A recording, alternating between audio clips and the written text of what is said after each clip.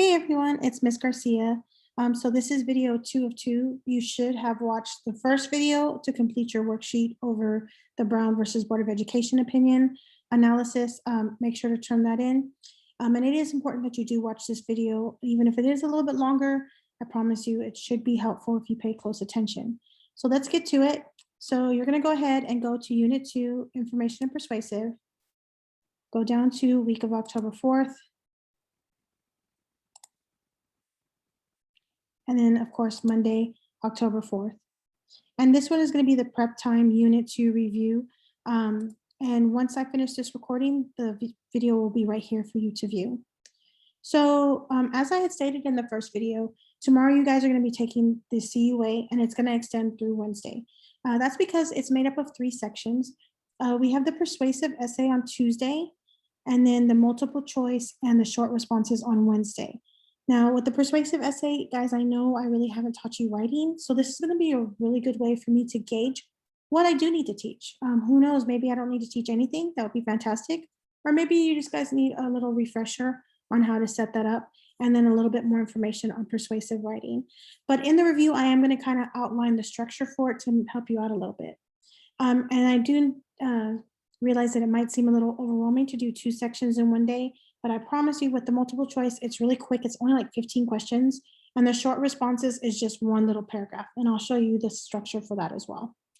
It is very important that you do complete all the sections of the CUA because it is a district test, and the district is gauging how you guys are doing. I just want you guys to do your best and demonstrate as much knowledge as you can. I know some of you may not be the best test takers. Unfortunately, this is something that is required, and it also kind of gives me an idea of how well you guys do test taking, and maybe what are some things that I really need to hone in on. It is a little bit worded differently than I normally teach, but I promise you, you guys have the knowledge. We do recaps every day, and you guys are always killing it. So I don't have any really strong worries about it. And we'll talk a little bit more about the CUAs and the results and things like that when I get back on Tuesday. Not of this week, but of next week. So again, guys, I'm really sorry I'm not there to help you. But please just do your absolute best. Now, this review is mandatory. I am going to count it for a grade. The Nearpod is going to count for 25 points. I'm going to go over it with you. So you want to make sure that you do log in. And the way I want you to set up your name is the last name, comma, first name. Now, once we complete the slides in the review, there is a question that you will need to answer at the end, and I will show that to you. And I will be checking that to give you the 25 points, because that's going to be added onto the mini assessment, which is called Were You Paying Attention? It is 5 questions for a total of 75 points. They are true-false questions, so it'll be really fast. And as long as you're paying attention, you should get 100, and it'll be an easy A. Okay, guys? So please make sure you get this done. This is due by 11:59 today. Do not put it off until Friday. I need to make sure that you guys are ready for tomorrow's test. Again, I am sorry I'm not there to really prep you for it. I had like this big plan, and COVID. So let's get started. All right. So review for the Unit 2 CUA. So first things first, let's move all this stuff out of the way. Always so much stuff. Okay. So let's start off with logical fallacies, which you guys tend to crush it. You guys have been doing a great job with the logical fallacies, so I'm not really worried about that. But just a quick recap. Ad hominem is when you attack the arguer. So things like, why should I listen to your argument? You're barely graduated from high school. Then you have your straw man, which is actually doesn't attack the arguer, but the argument itself, and pretty much takes a stance like, if you don't agree with me, then you must be this, right? So if you don't want to get a cat, that means you must hate cats. That's not necessarily the case. Maybe I'm allergic to cats, but I really like them. Who knows, right? Slippery slope, A to extreme B. I always use the reference of dress code, right? If I let you guys wear whatever, then you guys will come naked. You can also say, if we allow students to turn in their work late, then every student is going to end up submitting their assignments whenever they want.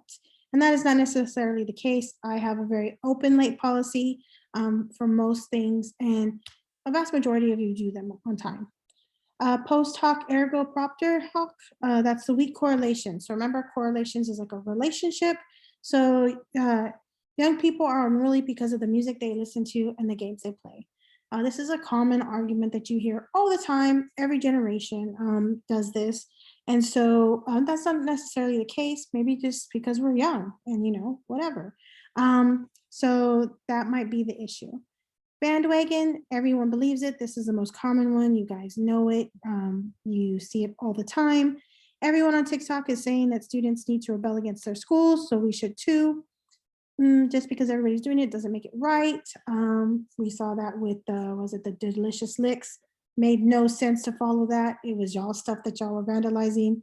So it made no sense. I mean, you guys, I know weren't doing it, but you know what I mean. So that's bandwagoning, and it's very common. Circular argument or begging the question. That's definitely going in circles. Miss Garcia is a good teacher because she is good at teaching. That really doesn't say anything, even though I really am a good teacher. Art, you love me. But you'd have to have reasons. So that's begging the question, going in a circle. The either or, I do want you to know that this is also sometimes called false dilemma. This is how it's going to look. This term will come up in the CUA. And I just want you to know what it means. A false dilemma is an either or, kind of like begging the question is a circular argument. So this is oversimplifying the choices. You either support me and my decisions or you stand against me. That's not always the case. You hear a lot of this when it comes to things like you either support the troops or you're against them, or you support the war or you're against the army. Not necessarily true, right? I can support the troops and still be against a war. So those types of things. I can support Ellison and its policies and still not like some of the policies that are being implemented. Those types of things, okay? So either or, false dilemma. All right, hasty generalizations, that's where we use our assumptions and biases. Remember, biases are preconceived opinions or assumptions, and then the implicit biases are the ones that we don't really know. They're unconscious until they happen. And then we're like, oh, right? So this one would be something like all English teachers are bad at math and all math teachers are bad at English. This is a common assumption I hear all the time. Just because I teach English does not mean I'm bad at math. I'm actually amazing at math, just so you know, and science and history. So it's kind of that assumption that it's kind of like an either or, but it's just like a bias against those people. All right, so I'm not really worried about this. The key thing I want you to remember is you cannot use logical fallacies to support your opinion or your argument. They undermine your argument because they're not strong arguments. You're going to want to use inductive and deductive reasoning and rhetorical appeals to support your arguments, but not logical fallacies. Unless you're a masterful arguer, like we saw with the 2 court cases, those guys, they were lawyers, then they became judges, and they know how to argue. They were able to use logical fallacies to support their stuff, but most people cannot. That's a very rare skill. All right, so just make sure you know these ones. I definitely want you to make sure that you know like straw man, slippery slope, and bandwagoning, and the false dilemma. Make sure you know those. All right, rhetorical appeals. Again, you guys normally rock and kill this one. Ethos is appealing to a sense of credibility by demonstrating they are the expert. So remember, they are the expert. So just like the judges, they established ethos right from the get because they were high court judges, which meant that they knew the law and therefore they were experts in the law. I established my ethos by having my degrees and having taught English for a while. So that can be at the get, or I can also use terminology that shows that I'm an expert, that I know what I'm talking about. So remember the judges used some of the court cases that they had reviewed before and that they knew the laws and things like that. They just talked about them, okay? Pathos is appealing to emotions using powerful words, sounds, and images. Remember those powerful words. Sometimes these can definitely trigger strong emotions, like terms like patriotic and things like that. Sounds, that's when you use music, obviously, and images that really draw out those emotions in you. So we all know those like commercials with the sound, sad music and the little puppy dogs like and kittens that are all abused, and it's like, save an animal. So that's definitely trying to trigger your pathos. Ms. Garcia is not a crier, but sometimes tears, okay? So logos, appealing to logic by citing authorities and experts using facts. So this is important, guys. Remember the distinction between ethos, I am the expert. Logos, I'm referencing other experts. I'm referencing other authorities and relying on their research studies and opinions to strengthen my case. And then when I say using facts, I want you to think of using facts as facts that everybody already understands, right? The sun rises in the west. Okay, that's a known fact, right? The seasons can change, right? Those are known facts.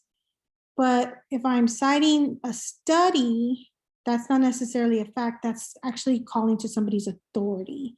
So I want you to realize the key difference between that and remember that that is definitely logos when I am using other authorities and experts to talk about research studies and opinions, okay? Again, important, okay? Citing authorities and experts helps me support my argument by using research, studies, and the opinions of the others versus me being the expert myself, okay? And versus using facts that are things that are already understood. All right. Moving right along, I definitely want to go over some argumentative and informational terminology that I did come across in the CUA that we call something different, or maybe I didn't use it as much as I should have, and I want to make sure that you know it. So a controlling idea, I want you to think about like the main idea. Why is the text written? What is the idea the writer is trying to inform, persuade, or entertain you about, right? Kind of when we think about the purpose, what is the controlling idea behind that purpose? All right, concession, I definitely want you to think about acknowledging the counterclaim or counter arguments. It's basically a concession is admitting to what parts of the opposing argument are strong or you're willing to admit are valid, right? So we did see that in the court cases where they kind of called back to some of the rulings and said, I give you this, like I admit this. I admit that Plessy v. Ferguson said separate but equal, but, right? So it's kind of giving over that concession. I make a concession. A lot of the times they're like, I admit statements. Okay, I admit you might be right about this, but in reality, this, okay? I know it sounds a little confusing, but I'm pretty sure you guys will get concession because I have used the term concession before. Parallel structure. Now, guys, I really did not go over this, and that is my bad. So I want to make sure that you understand it now. Parallel structures are repetitions of chosen terms or grammatical forms, and they're used to establish a flow and emphasize key ideas. Again, parallel structures are repetition of chosen terms or grammatical forms to establish the flow and emphasize key ideas in the sentence or text, okay? So for example, Ms. Garcia told her students that they need to try, that they need to show effort, and that they need to persevere if they ever hope to succeed. That they need to is repeated. And that's because I want to emphasize the point that it is on you, the students, to do these things for yourself if you want to be successful. Okay, so again, parallel is repetition that we use to establish the flow and emphasize key ideas. All right, again, I'm really sorry I didn't establish that before and didn't talk to you guys about it. We will be talking about it more as we go on, but for right now, I just need you to kind of get the gist or the general idea of it. All right, text structures. I just want to go over this real quick with you because there are some questions about text structures in the CUA. So compare, contrast. Remember that that's best used to compare and contrast about two things. Normally it's about two, sometimes three, but normally about two. So for example, an essay comparing the similarities and differences in virtual versus in-person schooling, right? Here's the pros, here's the cons, here's how they're similar, here's how they're not similar, right? Sequencing is best used when you're trying to build ideas. So I want you to think sequence is in a row, like they're stacking the ideas, right? Here's this idea, and here's this idea, here's this idea, and this is why I'm right. So for example, children utilizing technology early in life demonstrates greater readiness for schooling and adolescence and increased capability in the workforce in their adult years. So we're starting off as children when they're young, then when they're schooling, and then the effects when they're adults. So I've stacked it so that I can make maybe a claim that technology is good. Make sense? That's sequencing. So when you think sequencing, think stacking ideas. Problem solution, it's in its name. It's highlighting the problem and offering its solutions. So example, the technology gap between poor and middle class students is hindering learning. Therefore, a school district should implement a one-to-one policy to close the gap. Just so you know, one-to-one policy means every student has a laptop or has some form of technology they can use to learn. And there are some school districts that are like that. Unfortunately, Colleen is not one, but I'm hoping that we're moving in that direction. So problem solution, I'm gonna give you the problem, I'm gonna give you the solution, okay? Descriptive is best used when you simply want to provide information on a topic. So for example, studies indicate that technology use is beneficial to young learners. So I'm just going to give you information on how technology is beneficial to young learners. I'm not going to argue anything. I'm just going to give you that information. So again, just remember, compare, contrast, two or more, sequence, building, problem, solution is problem and solution, and descriptive is just giving information. All right. I know I went through that really quickly. We had kind of gone through that really quickly at the beginning. I just wanted to like refresh it in your brain. All right.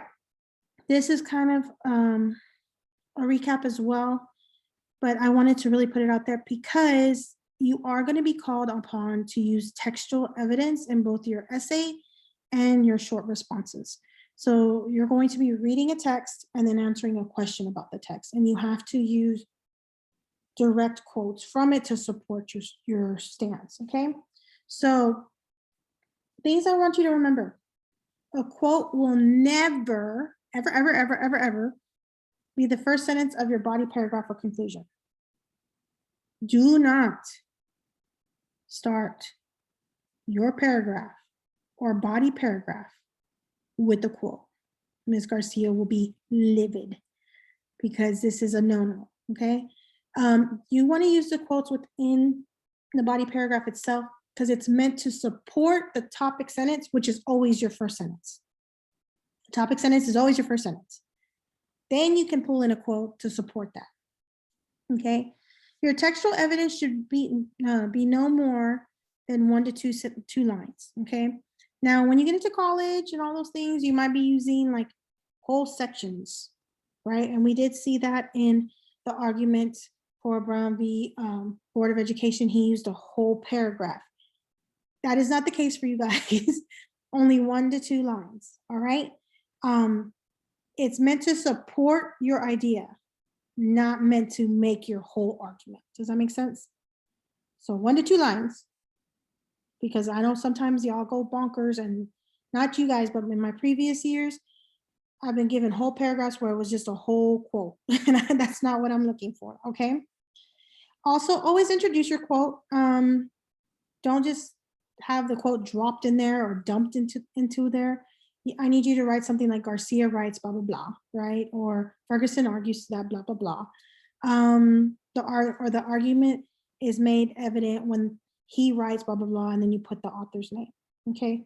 So easiest thing, put the author's last name, writes, argues, states, and then give me your quote, all right?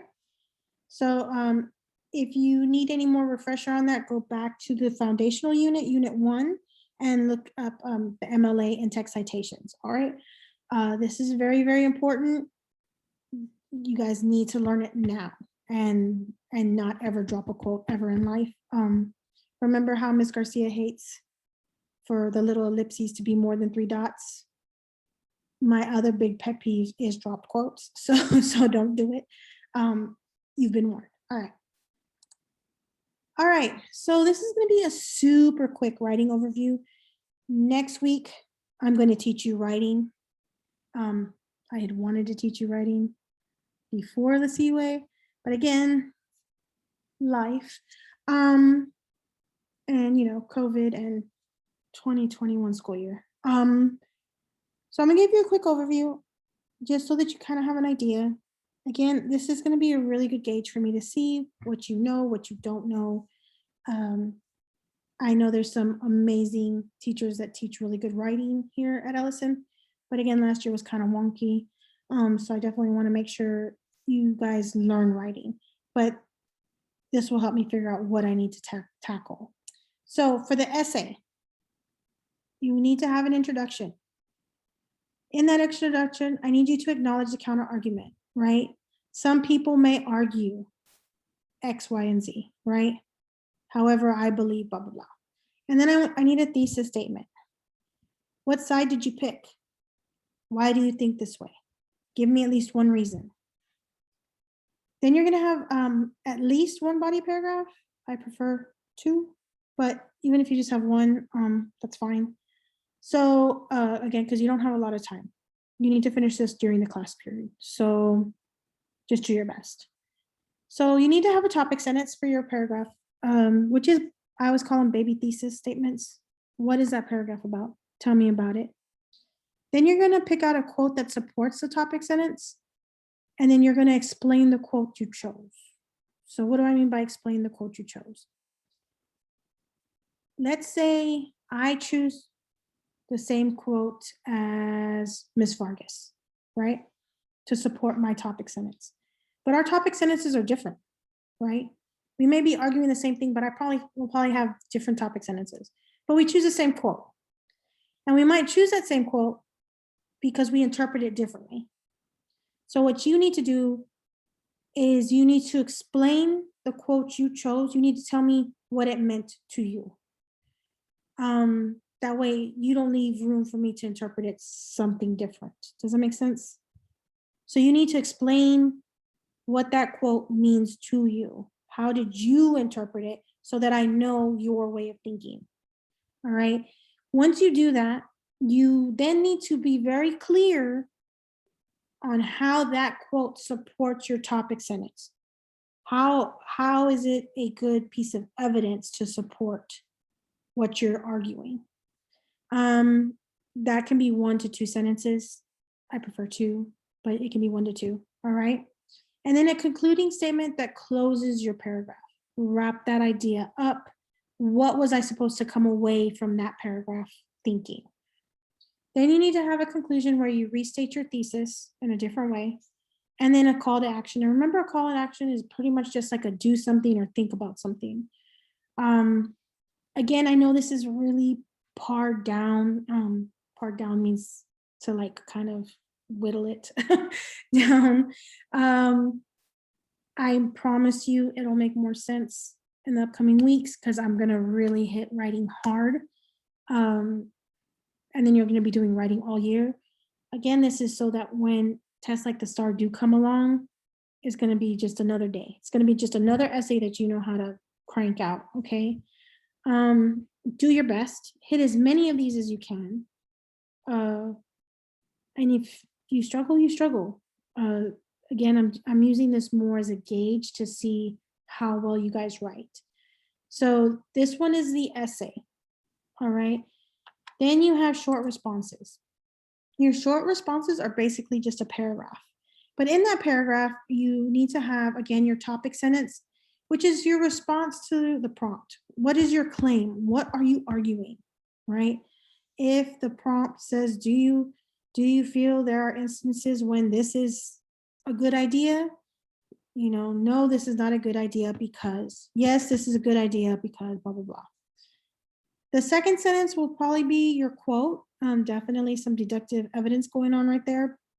You're going to pick a quote that serves as evidence for your claim. You need to support that. Does the text support what you're arguing, right? And even if it doesn't, remember back to the court arguments where he used the opposing argument to kind of demonstrate how he was right. So pick out a real good quote, find a really good one that's relevant and ties into that topic sentence. And then again, explain it. Tell me exactly what you want me to see in that quote. do not leave room for me to make my own interpretations. Because Ms. Garcia, I promise you, if you pull out a quote, I can come up with like 10 different interpretations of how to read that quote and make an argument for it. So don't let my mind wander, right? Don't let me have squirrel moments. Focus me in. What does it mean to you? How did you interpret it? How did you analyze it? And then you need to tell me why it supports the topic sentence. Tell me how it's evidence of your claim and how it connects to it. How does it support it? Make it clear. Again, don't leave room for me to be like, oh, it might connect this way or it might connect that way. No, Ms. Garcia, this is how this connects to my topic sentence. This is how it supports it. Make it clear, okay? Then you're gonna have a concluding statement that closes out your paragraph. You're gonna restate your claim so that I'm reminded of what you're arguing about. Now, don't copy it word for word because I have seen that in the past. Drives me bonkers. Restate it in a different way, okay?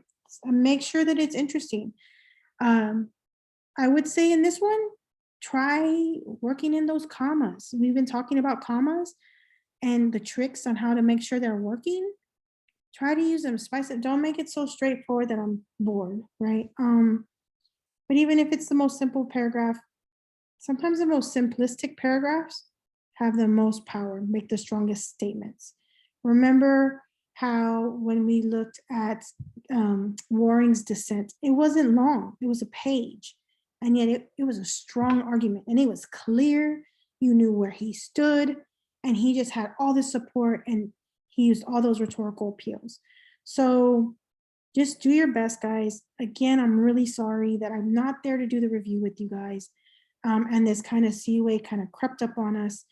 But let's just get it out of the way. It's going to be the first one. Think of it as like a trial run. Now once you're done, you'll know what the CUAs are like, and then we can move on. We will be closing out Unit 2 within the next like week or so after this week. And so we're going to do some interesting things talking about those arguments and things like that. But just do your best, and I wish you the best of luck. And if you have any questions, reach out, ask the sub. If you're having trouble with Writable, ask Mr. Standifer next door, and then email me if you have any questions. All right. I hope to see you guys soon. I miss y'all a lot, and I'm really sad that I'm not going to be there. Make sure you do both the Nearpod and the assessment. The assessment is only 5 questions. You have 2 attempts as always, and I will see you guys later. Bye.